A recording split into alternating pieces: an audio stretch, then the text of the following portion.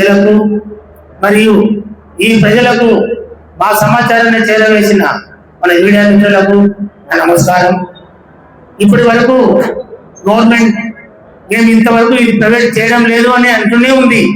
కానీ మేము అంటున్నాము ఆర్ఎస్కే వద్దు, మా డాక్యుమెంటేటర్లే ముద్దు అని అంటున్నాం. అయినా వాళ్ళ వైఖరి మార్చుకోవడం లేదు. ఇంకా మొన్నటి వరకు వాళ్ళు మేమేమి ప్రైవేట్ పరం చేయడం లేదు, ఏం లేదు, మీరు రాసుకోవచ్చు, మరి ఆర్ఎస్కేలు కూడా ఉంటాయి అంటున్నారు. మళ్ళీ పీపీవి విధానం అంటే ఇంతకుముందు మీకు చెప్పాను, ప్రైవేట్ పబ్లిక్ అని. పబ్లిక్ ను ప్రైవేట్ పరం చేస్తున్నారు, అది ఒకటి గుర్తుపెట్టుకోండి. ఇంతవరకు చెప్పిన విధంగా ఉన్న తప్పులను సరిదిద్దమంటే సరిదిద్దలేదు. ఆ వీలునామా ప్రైవేట్ అటెండెన్స్ గురించి మాట్లాడట్లేదు. ఇప్పుడు జరుగుతున్నది. ఇది వరకు ప్రైవేట్ వాళ్ళకు అప్పచెప్పారు ఈసీలు, ఎన్నో తప్పులు తరగలు. ఇంతవరకు వాటిని సరిదిద్దుకోవడానికి ప్రజలు నానా తండాలు పడుతున్నారు. నెలల తరబడి టీఆర్ ఆఫీసుల చుట్టూ, సబ్ రిజిస్టర్ ఆఫీసుల చుట్టూ మా చుట్టూ తిరుగుతూనే ఉన్నారు. కానీ పరిష్కారం అయితే లేదు.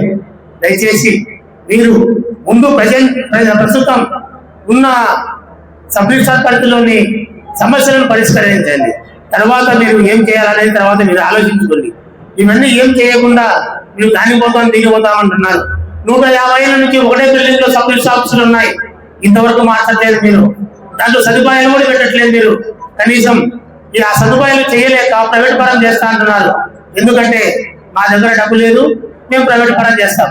కానీ దశ విలేకరులు మాత్రం ప్రైవేట్ పరం కాదు, మీరు రాసుకోవచ్చు అంటే నిదానంగా మమ్మల్ని తీసేస్తారు. ఇది ఎట్లా ఉందంటే పరిస్థితి, ఒకప్పుడు దశ విలేకరు అనే అతను ఉండేవాడు, మాకు ఏ సమస్య వచ్చినా తెలిసేవాడు. ఇప్పుడు వీళ్ళు ఉన్నారు, మేము ఎవరిని అడగాలో కూడా దిక్కు లేని పరిస్థితిలో ఉన్నాము అనుకునే స్టేజ్కి ఈ ప్రభుత్వం ఒడిగట్టింది. కాబట్టి ఈ మీడియాలో వస్తున్న వాస్తవాలు అవాస్తవాలను పక్కన పెట్టి ఈరోజు మేము ఇక్కడ సమావేశం కారణానికి ఈ సమ్మెను ముందుకు తీసుకెళ్లాలనే ఉద్దేశంతో మేము ఇక్కడ సమావేశం జరిగింది. నంద్యాల జిల్లా దస్తావేజుల సంఘం నంద్యాల సభ్యుల్లోని 11 ఆఫీసులు దస్తావేజులేతరులు ఇక్కడ ఏకమై వాళ్ళ నిర్ణయాలు తీసుకుని దస్తావేజులేతరుల సంఘం సెక్రటరీగా మరియు ప్రెసిడెంట్ గారైన మా వరుగన్న గారు అందరం ఏకతాటిగా ఉండి ఈ సమ్మెను 31 వరకు నడిపించాలని మేము కోరుతున్నాము, ఒడిగించాము. కాబట్టి దయచేసి ఈ సమాచారాన్ని కూడా ప్రజలకు మీడియా మిత్రులు చేరవేస్తారనే ఒక నమ్మకంతో మేము ముగిస్తున్నాము. ఇక్కడికి మా ఆహ్వానాన్ని మన్నించి చేరుకున్నటువంటి యావత్ దస్తావేజులేఖరులు మరియు స్టాంపు వెండర్లు సహోదరులకు అందరికీ నా హృదయపూర్వక నమస్సుమాంజలు. మనము మన వృత్తిని కాపాడుకోవడానికి ఎన్నోసార్లు చాలాసార్లు ప్రయత్నించాము. కానీ ఇది చివరాఖరి జీవన్మరణ సమస్య లాంటి సమస్యలు ఎదుర్కోవడానికి 20వ తేదీ నుండి మొదలుపెట్టిన సమ్మె కొనసాగుతా ఉంది. అయినప్పటికీ ప్రభుత్వం ఈ విషయంపై ఎలాంటి నిర్ణయం తీసుకోలేదు. కనీసం మీ వృత్తికి భరోసా ఇస్తున్నాము, మీకు భద్రత ఉంటుంది, రక్షణ కల్పిస్తాము అని మనము నమ్మే విధంగా ఏది చెప్పడం లేదు. మీరు ఉంటారు, మీరు రాస్తారు అన్నట్టుగానే ఉంది. కానీ తిరకాసు సమాధానాలతో మళ్ళీ వాళ్ళు ఇచ్చే ప్రకటనలు మీడియా ద్వారా పంపించే విషయాలు ఎలా ఉన్నాయంటే మేము ఉండము అనే అనుమానం మాలో వాళ్ళందరిలో పెళ్ళిబుక్కుతుంది. కానీ ఈ విషయం గురించి మనం అనుకున్న మేరకు 20వ తేదీ 31వ తేదీ వరకు మనము సమ్మెను చేస్తే ప్రభుత్వం దిగి వస్తుంది, మన అందరి వృత్తికి పూర్తి భద్రత ఉంటుందని చెప్పేసి రాష్ట్ర సంఘం పిలుపు మేరకు మనమంతా నిర్ణయించుకున్నప్పటికీ ప్రస్తుతం అయితే ఇది రాష్ట్ర వ్యాప్త పిలుపు మేరకు చేస్తున్నట్టు కాకుండా ఎవరికి వారు వ్యక్తిగతంగా జిల్లా వ్యాప్తంగా సభ్యులను వారి అభిప్రాయం మేరకు జరుగుతున్నట్టుగా ఉంది. ఎందుకంటే దీనికి ప్రతి ఒక్కరూ హృదయపూర్వకంగా సమ్మతిస్తూ ఉన్నారు. కాబట్టి మనం అనుకున్న మేరకు 31వ తేదీ వరకు ఈ సమ్మెను కొనసాగించకుంటే మనలో ఐక్యత లోపించే అవకాశం ఉంది. ప్రభుత్వంతో మనం చెప్పినటువంటి ఈ సమ్మెను మనకు మనమే విరమించుకుంటే మనము ప్రభుత్వం వారి ముందు చిన్న చెప్పుకు గురయ్యే అవకాశం ఉంది. వీళ్ళు ఇంతేలే, ఎన్నాళ్ళైనా ఇంతే అన్నట్టుగా విభజించి పాలించే రకంగా వాళ్ళు ఐక్యంగా లేనప్పుడు మనం ఏం చేయాలి అన్నట్టు మనల్ని పక్కకు తోసే అవకాశం ఉంది. కాబట్టి మనం అనుకున్న విధంగా 31వ తేదీ వరకు చేయాలని చెప్పేసి మీరందరి అభిప్రాయాన్ని సేకరించి ఇందుకు జిల్లా వ్యాప్తంగా సంఘం కూడా చేయాలని చెప్పేసి నిర్ణయిస్తున్నాము. మీరందరూ సమ్మెను జయప్రదం చేయవలసిందిగా కోరుతున్నాను. నమస్కారాలు. ఇప్పటికీ రిజిస్ట్రేషన్ వ్యవస్థ పుట్టి సుమారుగా 150 సంవత్సరాల పైబడింది. ఆ రోజు నుంచి కూడా దస్తావేజు లేఖరి దస్తావేజులు రాస్తున్నారు, కానీ ఆ దస్తావేజులనే రిజిస్టర్ ఆఫీసులు ఎందుకు చేస్తూ ఉన్నారు. గత ప్రభుత్వములో 2.0 వచ్చేసి దస్తావేజు లేఖరి చేయాలని చెప్పినప్పుడు దస్తావేజు లేఖరి చేయటకు సిద్ధమైనాడు.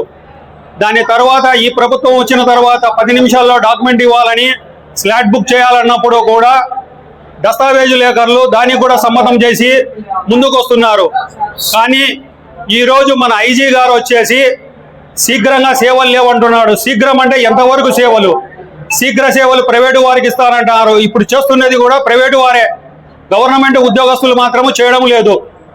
2, వాళ్ళు ఏమంటున్నారు, పీడీలు మా వాళ్ళే చేస్తామన్నారు. ఇప్పుడు పీడీలు కూడా వచ్చేసి ప్రైవేటు వారు లేఖర్లే తయారు చేస్తున్నారే కానీ ప్రభుత్వం వారు ఏ విధమైన పీడీలు చేయడం లేదు. వాళ్ళు ఇప్పుడు వచ్చే వాళ్ళు చేసేది ఒకటే, సిఎస్ నెంబర్ ఇవ్వడము, రెండోది వేలి ముద్రలు తీసుకోవడము, ఆ మాత్రం చేస్తున్నారు. సక్రమమైనది ఉద్యోగస్తులను ఆఫీసులలో నిర్ణయించిన యెడల ఇవన్నీ సమస్యలు రావు. రెండోది, ఉదాహరణకు నంద్యాల సబ్ రిజిస్టర్ ఆఫీసులో 11 మంది ఉద్యోగస్తులు ఉండాల్సింది 3-4 ఉన్నారు. 11 మంది చేయాల్సిన పనిని 3-4 చేయలేకపోతున్నారు కాబట్టి ఆలస్యం అయితే అంటున్నారు. ఆ ఆలస్యానికి ముందుగా మన వాళ్ళు ఎంతమంది ఉన్నారు ఉద్యోగస్తులు, ఎంతమంది లేరు అనేది చెప్పకున్నాడు. రెండోది, కరెంటు పోతే ఎడల బ్యాటరీలు కూడా లేవు. వచ్చిన కచ్చిదారులు అట్నే కరెంటు వచ్చేంత వరకు ఉండాల్సి వస్తుంది. దానికి ప్రత్యామ్నాయం చూడకుండా వ్యవస్థ వచ్చేసి తప్పిదం పడుతుంది, రైటర్ల వల్ల భంగం అవుతుంది అంటున్నారే కానీ రైటర్ వల్ల కావడం లేదు, ప్రభుత్వం వల్ల అవుతుంది ఇదంతా.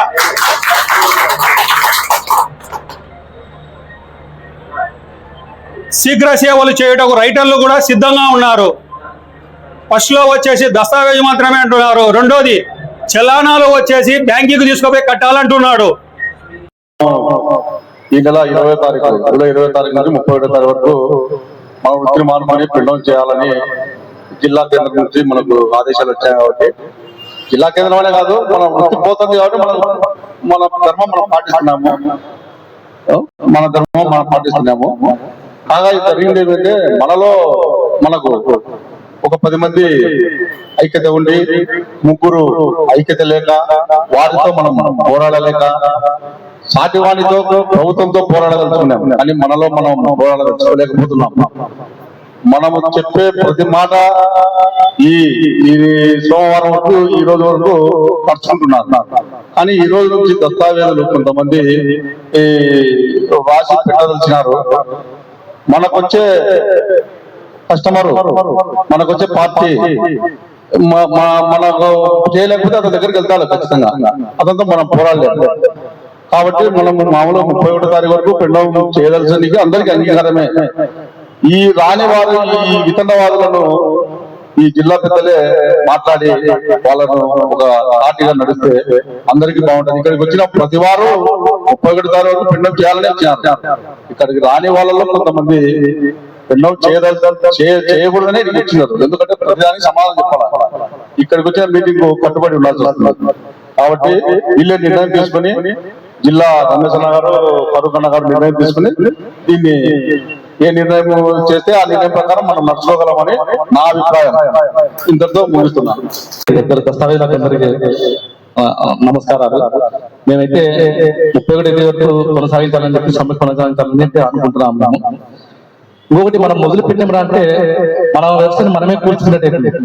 కాబట్టి పెద్దలు దీన్ని నిర్ణయించుకొని దృష్టిని కొనసాగించాలని చెప్పి కోరుకుంటున్నాను. మన రాష్ట్ర నాయకత్వం చెప్పిన మేరకు మనం అంగీకరించి సమ్మె చేస్తున్నాం. నేటికి మనం సమ్మె మొదలుపెట్టి 8 రోజులు అవుతాయి. ఇంతవరకు ప్రభుత్వం నుంచి మనకు సానుకూలంగా ఏ విధమైన మనం ఏం ఆశించి చేస్తున్నామో మనలో చాలా మందికి దీనిపైన అవగాహన లేదు. అసలు మనం ఎందుకు ఆశించి చేస్తున్నాం ఈ ధర్నా అంటే ఇప్పుడు చాలా మంది ఇక్కడ ఉన్న వాళ్ళు చెప్పడానికి సంకోచిస్తున్నారా, తెలియదా, ఏ విధమైన మన దగ్గర సమాధానం ఏదో ఒకటి చెప్పి వెళ్ళిపోతున్నారు. అసలు మనం దేనికి సమ్మె చేస్తున్నాం, మనకేం కావాలా, గవర్నమెంట్ ఏం చేస్తుంది, గవర్నమెంట్ చేసే దాని వల్ల మనకు వచ్చే నష్టం ఏంటి, సో గవర్నమెంట్ తీసుకున్న నిర్ణయం ఏంటి, దాన్ని మనం ఎంత బుద్ధికి వ్యతిరేకిస్తున్నామా లేదా నిజంగా మన జీవనోపాధి వ్యతిరేకిస్తున్నామా, మన వ్యవస్థలో జరిగే కొన్ని కింద పైన పనులు కొన్ని ఉన్నాయి, వాటికి ఇబ్బంది కలుగుతుందని లేదా మాట్లాడాల్సిన విషయం.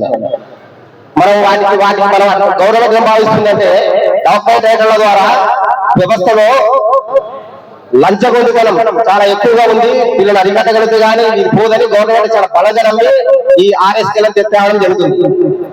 నిజంగా మనం అటువంటి వ్యవస్థకు మనం అనుకూలంగా ఉన్నామా, అది కరెక్ట్ మనం అనుకూలంగా మనం వాళ్ళ లంచగొండితాము మనం అడ్డంగా ఉన్నాం, వ్యవస్థకు మనం లంచగొండితాము మనం సపోర్ట్ గా ఉన్నాం అనుకుంటే మన వ్యవస్థ అనే గ్యారెంటీగా ఇది రద్దవుతుంది. డాక్యుమెంట్ అనేవాడు ఉండడు.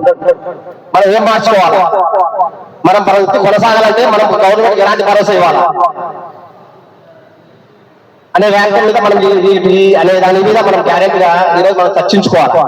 నువ్వు ఏదైతే ధర్నా చేస్తున్నావు, వాళ్ళు ఎవరో చెప్పారు 30 ధర్నా చేస్తాం, 30 తర్వాత ఏంటి, గవర్నమెంట్ మన దానికి దిగి రాలేదు, 30 తర్వాత ఏం చేయాలి, నెక్స్ట్ మళ్ళీ పెళ్లి తీసుకుని మన ఎదపడికి రాయాలా అంటే కొన్నాళ్ళకు గవర్నమెంట్ అనుకునేది నిజమా, కొన్నాళ్ళకు ఆర్ఎస్కే వచ్చేస్తాయి, కాకపోతే వాళ్ళు వ్యవస్థ లేకుండా వెళ్ళిపోతాడు కదా, మనం నిజాయితీ ఏం చేయాలా అనే దాని మీద ఇక్కడ ఉన్న వాళ్ళందరూ ఎలాంటి నిస్సంకోచంగా వాళ్ళ యొక్క అభిప్రాయాలు తెలియజేస్తేనే మనం వాస్తవాలు మాట్లాడుకుంటేనే మన వ్యవస్థలో కొన్నాళ్ళ పాటు డాక్యుమెంట్ వాడు ఉంటాడు.